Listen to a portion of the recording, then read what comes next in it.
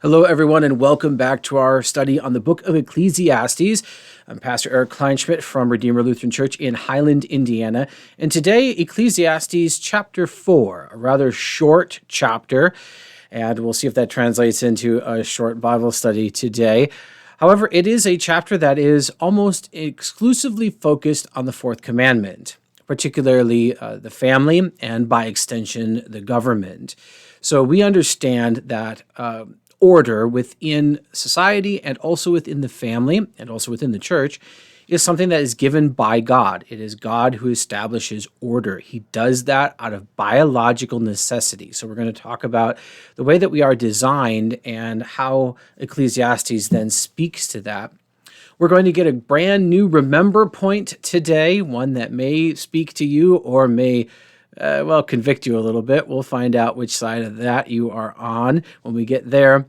And then we're going to have some really interesting Hebrew expressions that we're going to struggle a little bit to understand, but I think we'll do just fine. I will put the link to last week's study right up above in case you missed chapter 3. And then if you wanted to, if you're just starting, you could backtrack all the way to the very beginning.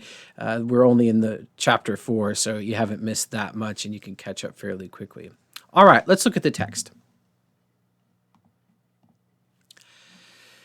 Ecclesiastes chapter 4 begins with a familiar theme to us. Again, I saw all these things that are done under the sun. However, it does introduce a new term, all the oppressions that are done under the sun.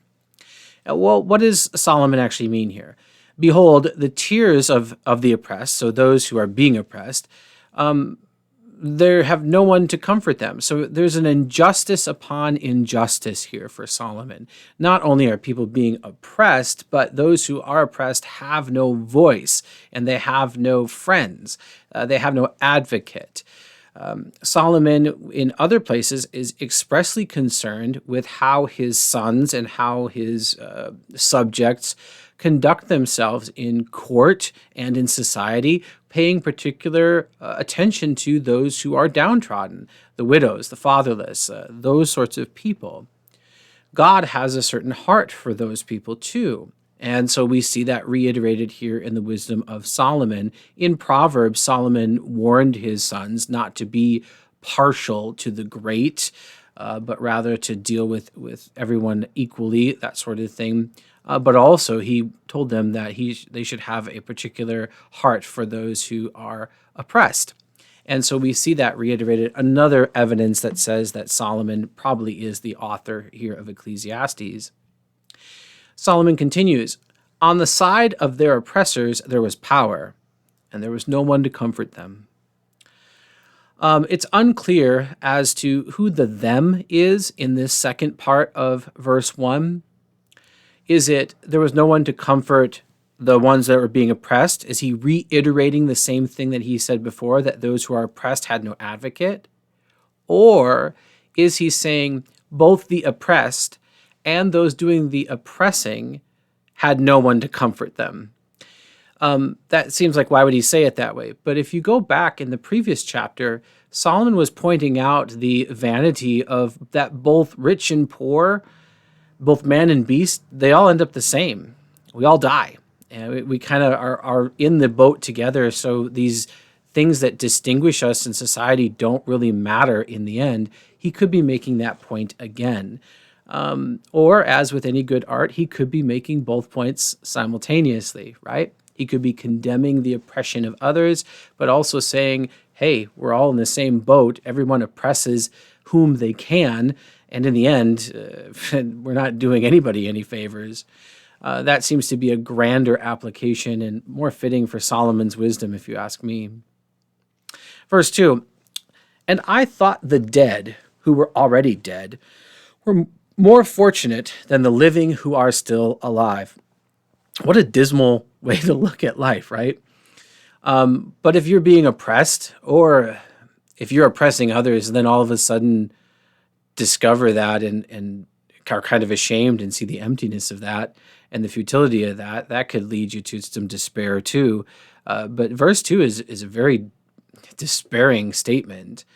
that the dead who are already dead, they're better off than those of us who are still waiting to die. Very, very tough verse to kind of church up and make sound nice, right? It's probably why we don't read it very often. Verse 3, but better than both, so they're even better than that, is one who has not yet been born and has not seen the evil deeds that are done under the sun. A couple important things in this verse. One, I see the reiteration of the Bible's understanding that people are actually people from conception on, not when they're born. When you're born, you've already been alive for 9 months usually. You are a person from the time of conception on. And in the scriptures, God actually has you in mind before that even happens. God planned you to be you before Jesus was born in Bethlehem, before Abraham was born, before Adam and Eve were even called out into the garden, right? So that's really kind of weird to think about, but this is one of the reasons why Christians have from the very beginning been pro-life. If you don't believe that, go read the Didache, okay? It's spelled like Didache, but it's Didache. It's a second century historical document about how they instructed converts into Christianity, and written straight up in there is the condemnation of abortion. Yeah, it goes back that far. So there really is no non-pro-life stance in the Christian faith. Sorry, argue with me in the comments below. Oh, that's right, you can't because we haven't turned off. That's why. God is pro-life because he created all life, and all that life is unique. Therefore, we want it to survive, all right? So Solomon understands that these people existed before they had been born. And he's saying that it's better for them because they haven't discovered what all the rest of us know, and that's that life sucks, that life's hard, it's unfair, and it's brutal. This is another point that I think still applies to us today. We can definitely say that life is less brutal today than it was in ancient Rome, okay, in Solomon's time. We have so many more things. It's snowing right now, and I have to wear poor me, I have to put on a sweatshirt because I'm a little bit chilled here in my nice warm office with my space heater going over there. I don't have to find a cave and create a fire to warm myself. We are spoiled in terms of looking at us historically. But yet there is still a brutality to life. There is a brutality and an unfairness, and certainly sin is active. And one of the things that I find it odd, okay, that people take a sort of perverse pleasure in educating young people how life really is, okay? Like a young person says something and it's very naive, and there is some grizzled person, an adult, that's quick to come around and say, well, that's not how things work, and you just need to adjust. That may be necessary for people to function in this world, but I don't think that we should take any joy in it. And instead, maybe there's a value in letting children be children, letting teenagers be teenagers, letting young adults have some more naive opinions, and pushing off the revelation that they may be wrong as far as possible. I'm not saying that they should be deluded and so that they can't function in the real world, but maybe we shouldn't be so quick to dash what they think is true when what they think is true and how they view the world is actually beautiful and probably more like what God intended. So my son, who just turned 5, we have this thing where we live near an airport, and especially during the summer when we're out in the yard, a plane will fly over, and you'll see a shadow, and it'll go over our yard, and it'll cover what seems to be our whole yard with this shadow. And from when Judah was little, I used to always duck down and I would go, dragons, right? So my son probably really believes that dragons are up in the sky. Yes, he knows what planes are, and we look at planes too, but he probably really believes that dragons are a real thing. And I don't have a problem with that. I'm gonna let him do that. I mean, you people, when you're Santa Claus, so I'm going with dragons instead of Santa. All right. As far as I'm concerned, dragons can come down your chimney and give you presents. To me, that's more interesting than, So let's let them be naive. Let's let them. I don't know. I don't take any real joy in teaching, particularly teenagers, that this isn't how the world works, and it's brutal and it's unfair, and you just have to cope. That might be true, but I don't think we should take joy in it. So Solomon is saying, that's a reality, and it's really kind of a sad. And he's commenting on what sin has done to the world and wickedness. And behind the scenes, Solomon's message is, this isn't the way it's supposed to be, and we all know that. God provides an answer as to why it's this way. He provides a condemnation that it is wrong. And then he also says, have no fear. I'm going to remake all of it. I'm going to fix all of it. Jesus is that way. Okay? So that's kind of behind the scenes. Right now, Solomon is just kind of laying it out there for us to identify with. That marks the end of the first section in chapter 4, and then we are moving on into a new concept, although it once again makes reference to what we've already seen in Ecclesiastes. Verse 4, then I saw that all the toil, and remember, toil is the word for work. Work that was good has now become toil. It has a negative connotation, and a toiling, a striving after the wind. We see that in the second part here, that it's just consumerism, it's just a gathering, it's greed. All of that is rolled up into this idea of working for what is Solomon's great question. But he adds something in this verse. I saw that all toil and all skill in work come from a man's envy of his neighbor. Okay, well, let's take this and skill and work out of the sentence for a second. I saw that all toil come from a man's envy of his neighbor. We can definitely understand that. The idea that my neighbor has this, I want that. I don't want to appear less than my neighbor, so I need to toil, work harder, do more to get that. Or hopefully to get more than he has, so then he's on the bottom rung.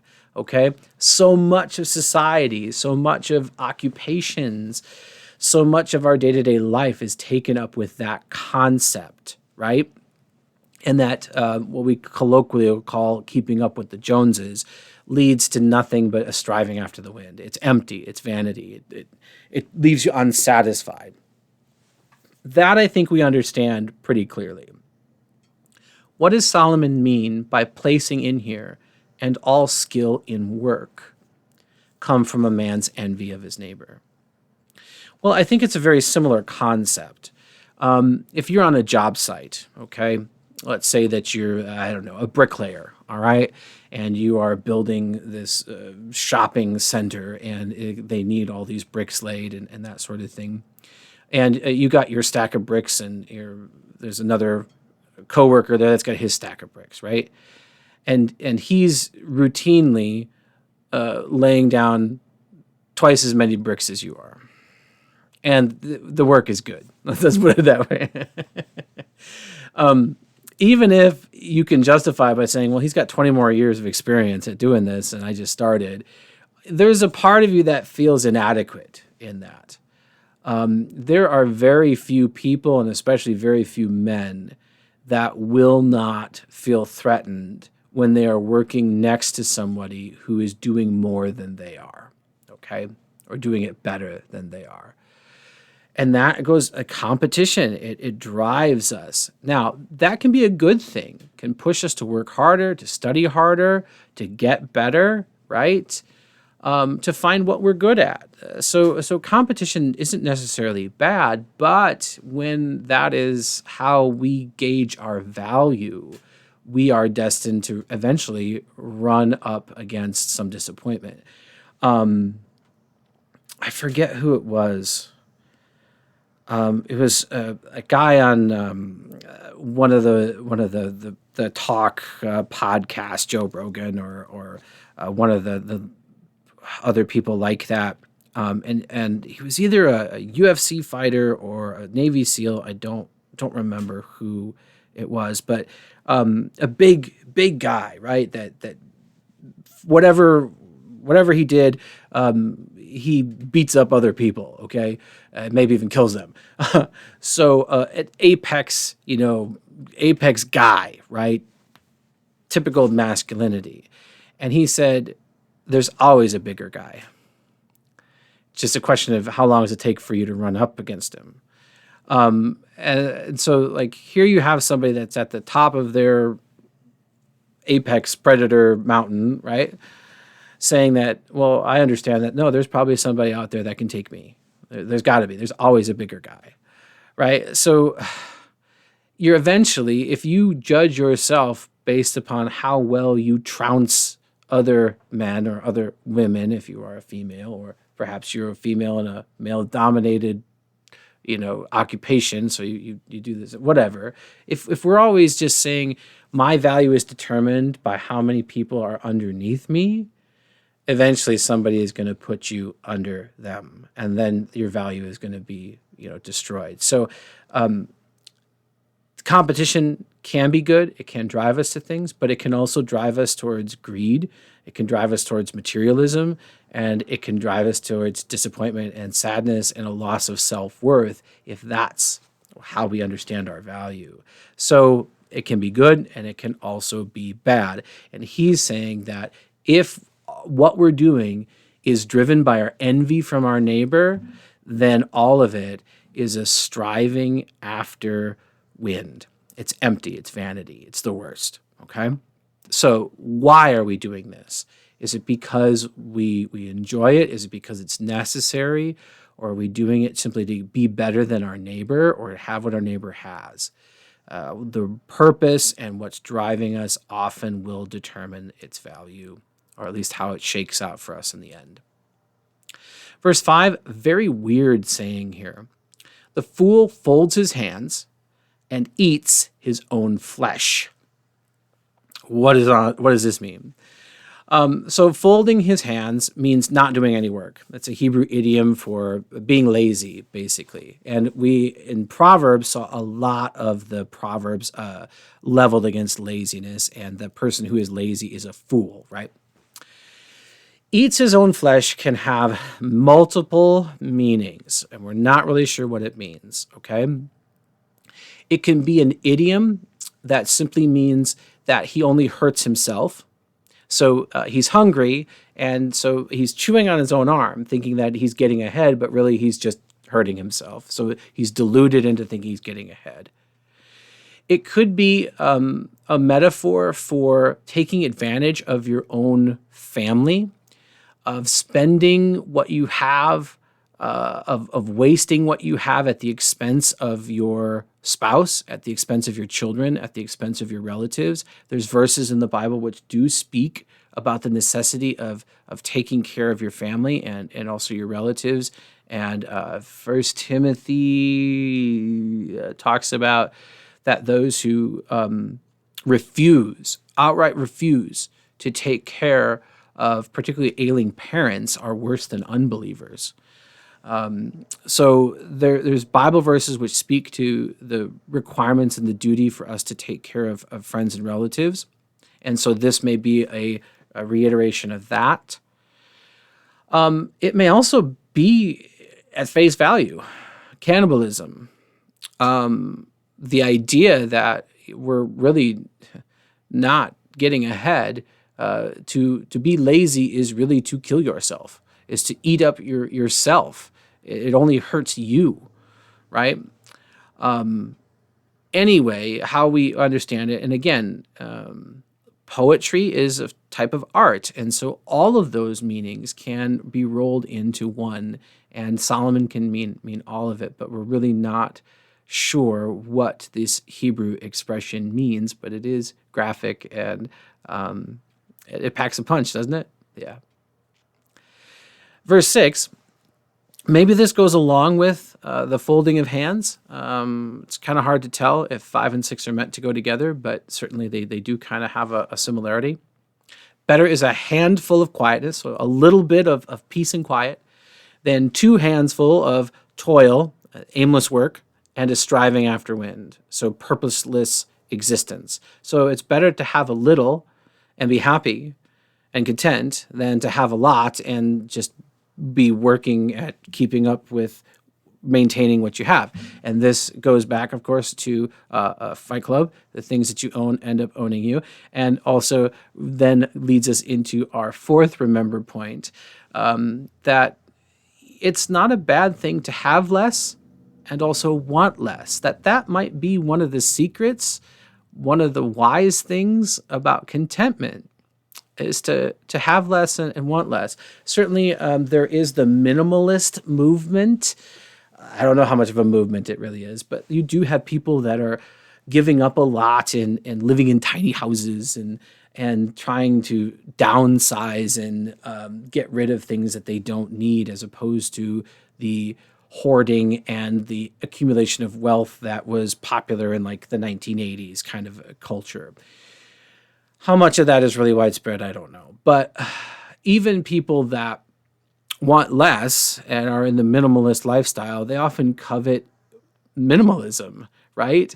The move from, I have this small house to now I need a trailer. And they see somebody else that's living even with less than they are, and they're envious of that. So minimalism can become a type of greed too. Humans are amazing. We can turn anything into sin. We really can.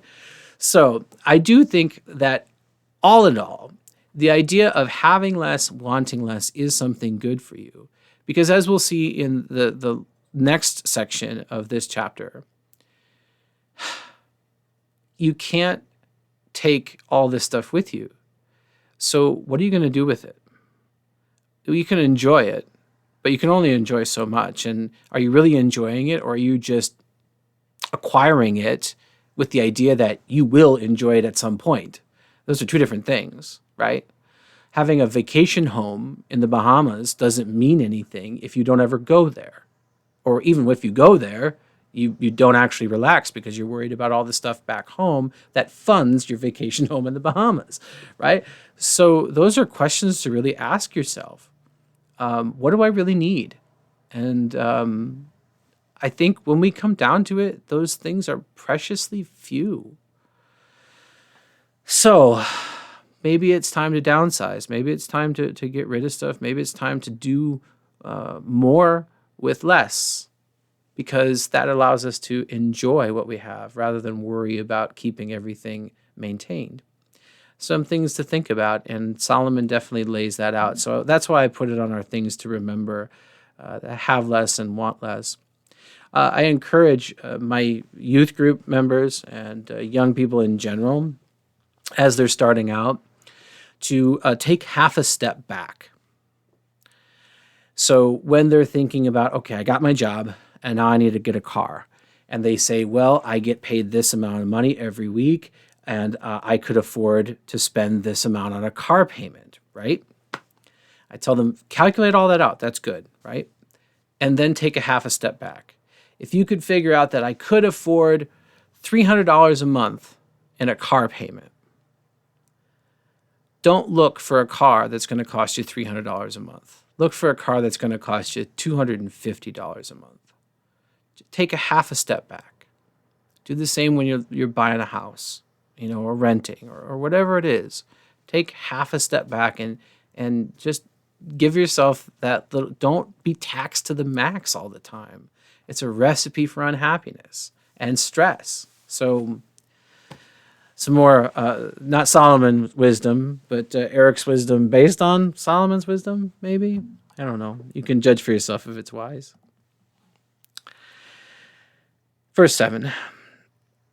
Again, I saw vanity under the sun. We're returning to that theme that was at the very beginning of Ecclesiastes.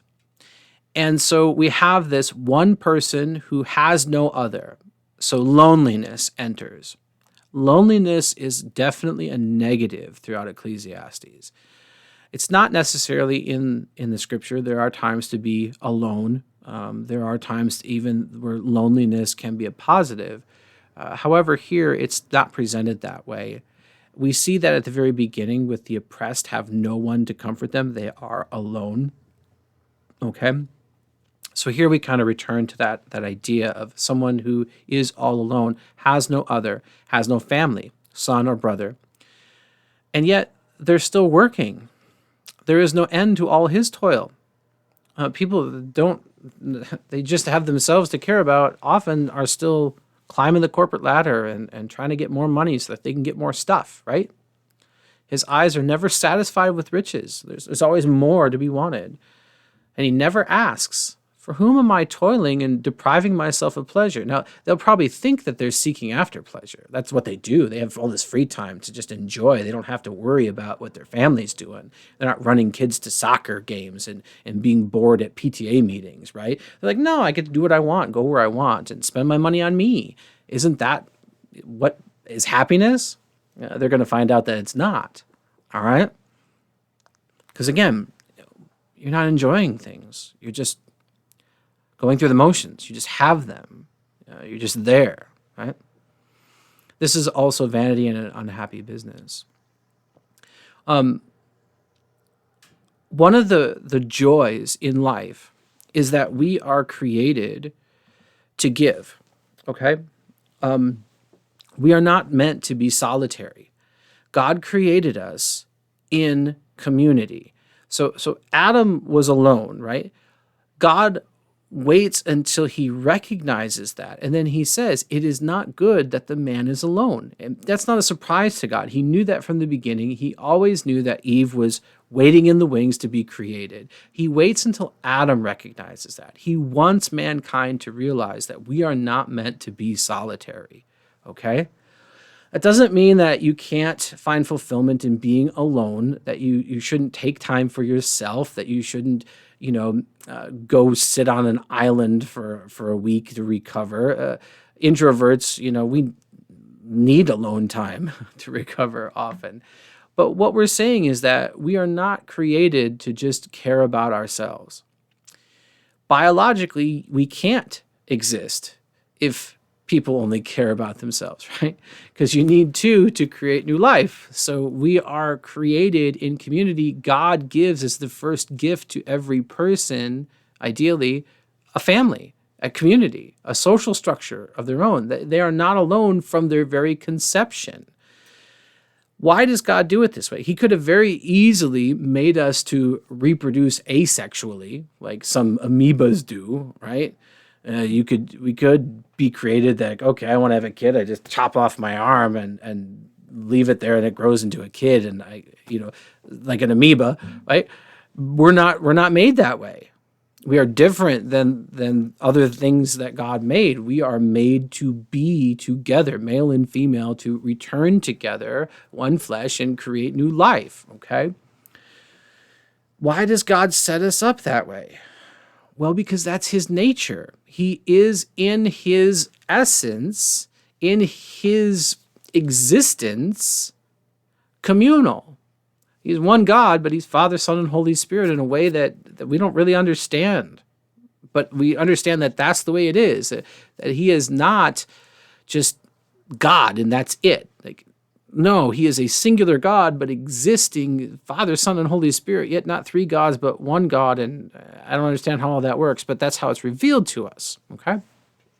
So that image is then passed on to humanity, and humanity then is not just solitary as well. We are meant to be in community.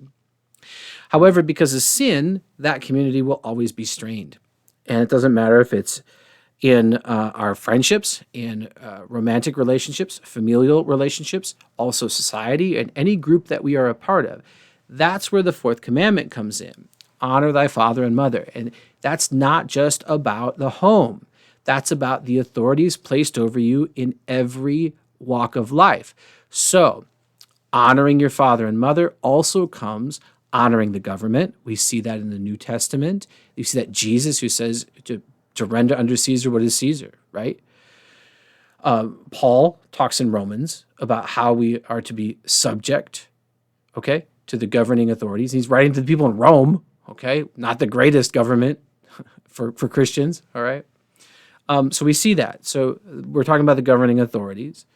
We're also talking about police. We're talking about employers. We're talking about teachers, principals. We're also talking about pastors. Everybody who's been placed in authority over us is an extension of that fourth commandment. The fourth commandment is actually an extension of God's honor, which is why in the Old Testament, if you struck your father or mother, you would be executed for blasphemy, because to strike your parent would be to strike the God who gave that authority to your parents and gave those parents to you, okay? So the fourth commandment covers all authorities over us. And it doesn't mean that we are to be completely subservient, because they're also sinful. So we are required to obey the authorities over us as long as they do not command us to sin against God. Okay? Put that down. Now, this, who do we have? The fourth commandment, companionship. We are meant to be together. Okay? But because of sin, there's going to be strife. And there needs to be some way to determine who's right, or at least what direction you're going to go if people disagree. And that's why there is order. Order in society, order in the home, order in the church, order at work. For better or for worse, God holds certain people accountable for their actions of the people underneath them. Okay? And that's in the church, it's in the family, it's in a marriage, and it's out there in the world too. Okay? God sets that up. All right. So we are meant to be communal, but that is messed up by sin. So the fourth commandment governs how we are to operate in that structure. We'd love for everybody to just get along, and it could have been that way if we would have stayed in the garden and everybody was just happy and nobody did anything bad, right? We lost that. So there has to be a commandment that sets things in order. And God does that. You don't have to like it, but that's how God does it. All right? To be able to take what we have and give it to others is actually fulfillment. Solomon doesn't come right out and say that, but it's behind the scenes here. And if you don't believe that, think about parents. Parents will gladly buy things for their children. And we might say, well, the children don't have jobs, they can't afford them, so if they didn't do that, they would die, and that's part of their job. But what about when those kids get jobs? Are you telling me that parents still don't like to give gifts? I'm telling my mom all the time, like, you don't have to send us, gift cards at Christmas. You could just send a card, and we'd be happy. You could call. You don't have to give us anything. But parents like to give. It's an expression, and what are they going to do with it? Like, yeah, they need to provide for themselves, but part of the joy is in giving to others. That also is the image of God. God gives. And without any requirement, he just gives to us. And so parents follow that pattern and they give. And so I guess if you're in a position, let your parents do that. Maybe not all the time, fine. A gesture that says, well, Mom, Dad, you always buy dinner. Let me do it this time. Fine. But if they offer, don't always refuse, because it's part of the way that they express their relationship and their care, and it's fulfilling for them. So there is a fulfillment in giving to others. That's behind the scenes here in these verses. Solomon doesn't come right out and say that. We have to kind of come to that conclusion ourselves. And that's a lot of what Ecclesiastes does. Solomon lays it out, and he wants you to logically follow and come to your own conclusion. And that's part of the art and poetry of it as well. Verses 9 through 12 are some of the more famous verses, particularly 12. It's used a lot at weddings, and I've used it at weddings. And I tend not to because the context isn't there, but we can stretch it and make it do that.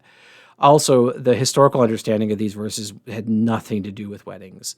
Almost virtually unknown as far as I've read in like the rabbinical literature. They never applied these verses to a wedding. But let's look at them. Two are better than one because they have a good reward for their toil. They can share. So we see a carryover of what we just talked about, that it to give is fulfilling. But also there's a practical thing. For if they fall, one will lift up his fellow. It's good not to be alone. But woe to him who is alone when he falls and has not another to lift him up. Again, if two lie together, they keep warm. This can be used of the marital embrace, but it's not necessarily that. The context seems to be much more along the lines of just two people together are better off to face any challenge. And at a time when you didn't have central heat or space heaters going off in the corner, people probably huddled together. If you were a shepherd out in the field, and you'd probably snuggle up, in the wool of some of your sheep, you might have even snuggled up to the other shepherd, because you don't want to freeze, so you're like penguins out there. Penguins in Antarctica, they all squish together to keep warm, right? Doesn't mean that they're married or romantically involved. It's just keeping warm, and that seems to be what is expressed here. How can one keep warm alone? Well, you can't. Verse 12, and though a man might prevail against one who is alone. So if you're attacked, you might win. But if you had an ally, if you had somebody fighting alongside of you on your side, you can withstand him. And then all of a sudden, and here's why this is often applied to a marriage, we jump from two people to three cords. A threefold cord is not quickly broken.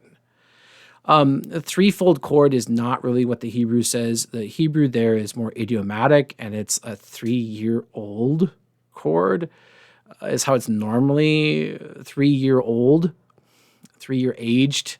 It's like, what does that mean? That doesn't make any sense. So that's why it's normally translated this way. And the word can be translated both ways. That's part of the thing with Hebrew. But so the threefold cord is not quickly broken. How do we jump from 2 to 3? Who is the third person? Well, if we view the two people are man and woman who lie down together and keep warm together, third must be God. And that's where the wedding comes in. So we imagine that, yes, we bring together man and woman, but they're not alone because God is uniting them. And as long as they have God in their relationship, their relationship won't be quickly broken. It's a nice message. It's definitely popular. I've said that message. I've given that wedding sermon. And since then, I've really come to a conclusion, like, that's really not the context of this at all. And I'm not even sure that that's what it says. So I kind of try to shy away from it. But if a couple wants to use that, I'm not opposed to that. I can make it work. But you'll hear it a lot at weddings, but that's a fairly recent invention and understanding and interpretation of this text. Really what we're talking about is that we're not created and meant and good for us to be alone. Something that's revealed back in Genesis, right? We're biologically not meant to be alone. Familial, culturally, none of it. And so also, people, this is why sitting at home watching church on TV isn't really what God wants. It was something that we did for a time to get us through, but that is not how church operates. You need to be in community. You need to be rubbing shoulders and, yes, sharing germs with people next to you. We're meant to be together, to carry one another's burdens. We're a body. A body doesn't survive if the hand is detached and sitting in that home, and the foot is in detached in that home, and they're watching the body on TV. It doesn't work that way, okay? We need to be together. And so if you haven't, again, make a plan. Get back to church, in church, worship, community, rub shoulders, and yes, that means sharing germs. I'm sorry for that, but that is how life is. So, threefold cord. We are not meant to be alone. It's not really talking about keep God in your marriage. That's a good message, of course, but I don't think that's really the message of Ecclesiastes 4:12. Verse 13. Better was a poor and wise youth than an old and foolish king who no longer knew how to take advice. Here we begin what seems to be a commentary of an autobiographical nature. I think Solomon is talking about himself here. He's saying, when I started ruling, I was poor, but I had wisdom, right? And then all of a sudden, as I got older, I had riches that surpassed everything, but I became foolish. Solomon is repenting of his fornication with 1,000 wives, right? And probably some questionable practices and decisions that he had made throughout his kingship. It definitely seems that he's writing this at the end and he's looking back and saying, man, I thought I would get wiser, but really I grew more foolish, and I was better off when I first started and had nothing.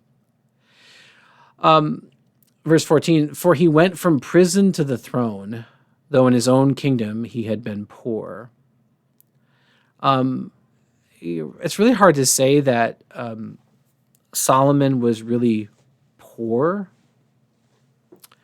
I mean, he's the king's son, so he grew up, in a royal court, or at least with an eye to the throne and probably some of the benefits of that. So what is he really talking about here? So I think what we're moving is we're moving from an autobiographical statement, but also one that's poetic enough that people can understand it applying generally.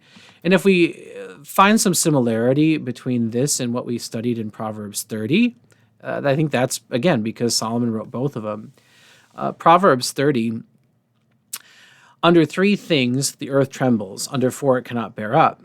A slave when he becomes king, and a fool when he is filled with food. So a slave when he becomes king.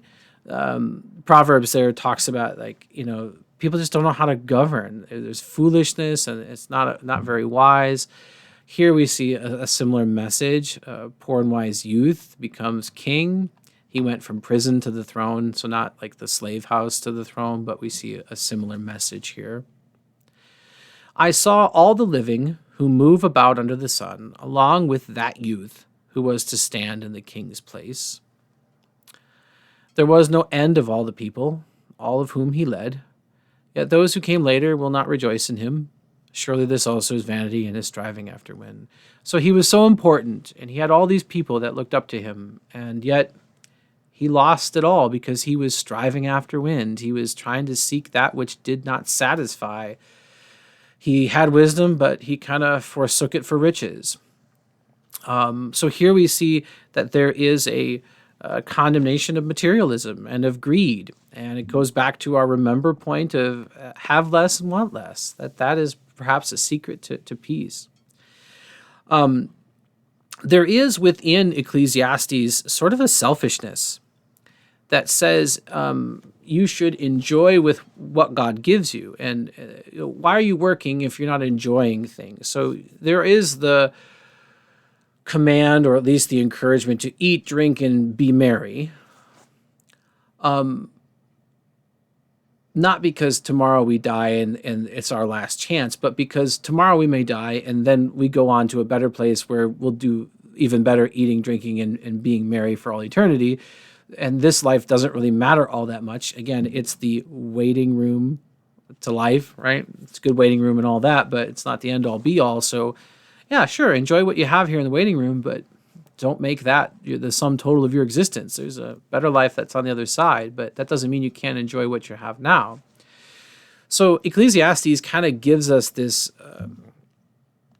other perspective about the things of this life. So much of the Bible, so much of religion teaches us, hey, don't enjoy the things of this world. They're bad for you. And there's a lot that is, right? But Ecclesiastes says, peppered in and sprinkled in among all that are some really beautiful and great things. And if you stop to look at them and appreciate them and live in them and give thanks for them, there's nothing wrong with that. And in fact, it's the best thing that we can hope for in this rough and unfair existence until God calls us home.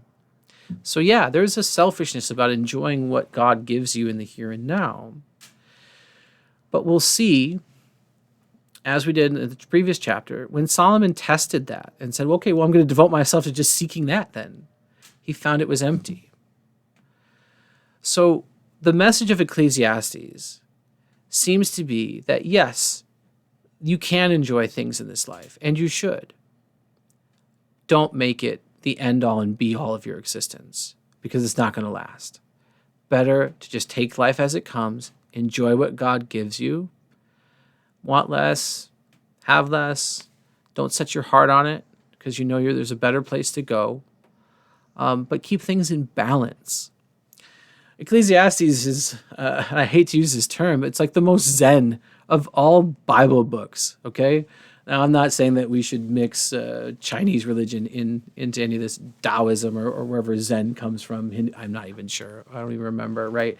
But Zen is not a Christian term, okay? But it's a term that we understand as representing an inner peace, just sort of a, okay, whatever happens, happens kind of an attitude. It's ecclesiastical. How about that? That's the book of Ecclesiastes. Like, hey, you want to just be peaceful and enjoy life? Well, kind of remember these things from Ecclesiastes, right? Take life as it comes. Enjoy God's good gifts. Let God do the work. Go to sleep. Don't worry about it. And have less and want less. And we'll see how many more we get before the end of Ecclesiastes. But it seems to be a pretty good pattern and guide for being more peace, less stress, those sorts of things. Maybe that's the message of Ecclesiastes too. But I think what we see is that you can't make any one thing your end all and be all, whether that's climbing the corporate ladder, whether that's acquiring stuff, or whether that's enjoying God's good gifts. There has to be a balance to all these things, and there is a time for everything under the sun. And now you're singing the birds again, aren't you? Right? Everything turn. Yeah, I guess I'll just leave you with that today. Thank you for studying along with me. God willing, I'll see you back next week for Ecclesiastes chapter 5. God's blessings on your peaceful week. And I hope that there are many small, tiny things that you can appreciate and give thanks to God for until I see you next time. Thank you, and God bless.